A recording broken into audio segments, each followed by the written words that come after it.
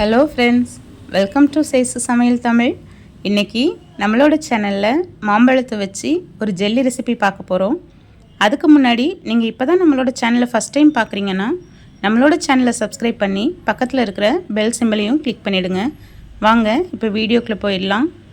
அதுக்கு நான் ஒரு 5 கிராம் அளவுக்கு அகர் அகர் எடுத்துருக்கிறேன். இதை சைனா கிராஸ்னு சொல்லுவாங்க. இது லாங் ஸ்டிப்ஸாக இருக்கும். இதை நம்ம கொஞ்சம் சின்ன சின்ன பீசஸாக கட் பண்ணி எடுத்துக்கலாம். நம்ம சின்ன சின்ன பீசஸாக கட் பண்ணும்போது அது நம்மளுக்கு கொஞ்சம் சீக்கிரமாக கரைஞ்சி வரும். அதுக்காக தான். இப்போ இதை கழுவி எடுத்துகிட்டு வந்துடலாம். கழுவியாச்சு, நல்லா சாஃப்டாக இருக்கும். இப்போ ஒரு பாத்திரத்தில் ஒரு 100 ml அளவுக்கு தண்ணி வச்சுருக்கிறேன். இந்த தண்ணி கொதித்ததும் நம்ம க்ளீன் பண்ணி வச்சுருக்கிற அந்த அகர் அகரை வந்து உள்ளே சேர்த்துக்கலாம். இது சீக்கிரமாகவே கரைஞ்சிடும்.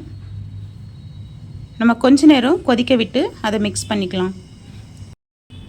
கொஞ்சம் மிக்ஸ் பண்ணி விட்டு அதை கொதிக்க விடுங்க. இப்போ பாருங்கள், கரைஞ்சிடுச்சு. ஆனால் இன்னும் கொஞ்சம் கரைஞ்சி நல்லா அதுவுமே தண்ணி பதத்துக்கு வந்துடும். பாருங்கள், இப்போ நல்லாவே கரைஞ்சி நம்மளுக்கு தயாராகிடுச்சு. இப்போ நம்ம ஸ்டவ்வை ஆஃப் பண்ணிடலாம்.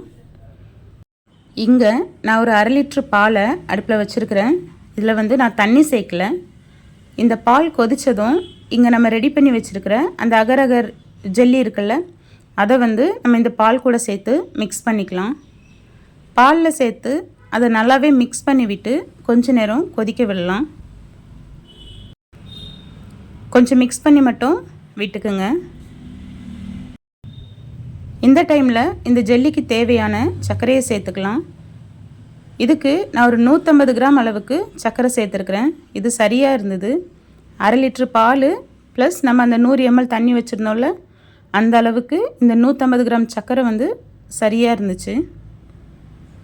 இப்போ அந்த சர்க்கரையும் நல்லா கரைஞ்சி அகர் அகர் சர்க்கரையெல்லாம் நல்லா மிக்ஸ் ஆகி பாலில் கொஞ்ச நேரம் கொதிக்கட்டும். நல்லா கொதிச்சிச்சின்னா நம்மளுக்கு வந்து அந்த ஜெல்லி நல்லா திக்காக இருக்கும். இல்லை அப்படின்னா ஜெல்லி ரொம்ப சாஃப்டாக தண்ணி வெளியே விட்ட மாதிரி இருக்கும். அதனால் பால் இன்னும் கொஞ்ச நேரமே நல்லா காய விட்டுடலாம். பால் கொதித்து நம்ம அகரகரெலாம் போட்டு ஒரு 2 நிமிஷத்துக்கு நல்லாவே கொதிக்க விட்டு ஸ்டவ்வை ஆஃப் பண்ணிக்கலாம். இப்போ ஸ்டவ்வை ஆஃப் பண்ணி பாலை ஒரு 2 நிமிஷம் ஆற விட்டுடலாம். ஏன்னா நம்ம மாம்பழம் மிக்ஸ் பண்ணும்போது சில டைமில் பால் தெரிஞ்சிடும். அதனால் ஒரு 2 நிமிஷம் விட்டுடலாம். இப்போது நம்ம எந்த பாத்திரத்தில் வந்து இதை ஜெல்லியை செட் பண்ண போகிறோமோ அந்த பாத்திரத்துக்கு வந்து நம்ம பாலை மாற்றிக்கலாம். மாற்றிட்டு நம்ம இங்கே வந்து ஒரு கப் அளவுக்கு நான் மாம்பழத்தை குட்டி குட்டியாக கட் பண்ணி எடுத்து வச்சுருக்கிறேன். இதை அந்த பால் கூட சேர்த்துக்கலாம். இது கொஞ்சம் ஆறின பால் தான், ரொம்ப நேரம் ஆற விட வேண்டாம். அதாவது நம்ம ஸ்டவ்லேருந்து இறக்கி கரெக்டாக ஒரு 2 நிமிஷம் போதும், இல்லைன்னா திக்காகும். இந்த மாம்பழ துண்டுகள் எல்லாத்தையும் உள்ளே போட்டு நல்லா மிக்ஸ் பண்ணி விட்டு நம்ம செட் பண்ணலாம். எப்படியும் மாம்பழம் வந்து மிதக்க தான் செய்யும். இருந்தாலும் அதில் உள்ள ஃப்ளேவர்லாம் அந்த ஜெல்லியில் நல்லா இறங்கி இருக்கும். சாப்பிடும்போது நல்லா டேஸ்ட்டாக இருக்கும்.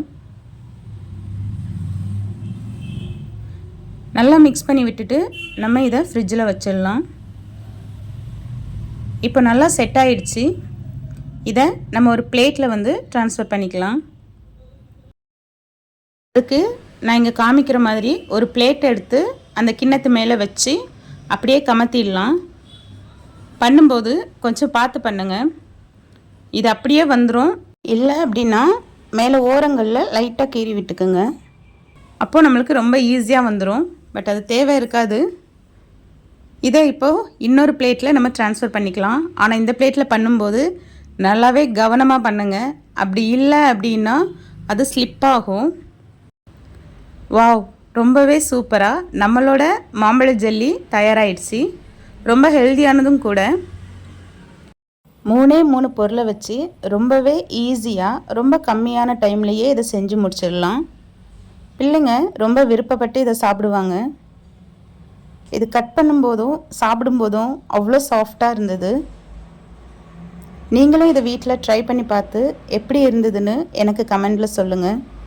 உங்களுக்கு இந்த ரெசிபி பிடிச்சிருந்ததுன்னா நம்மளோட சேனலை சப்ஸ்கிரைப் பண்ணி பக்கத்தில் இருக்கிற பெல் சிம்பிளையும் கிளிக் பண்ணிவிடுங்க. தேங்க்ஸ் ஃபார் வாட்சிங்.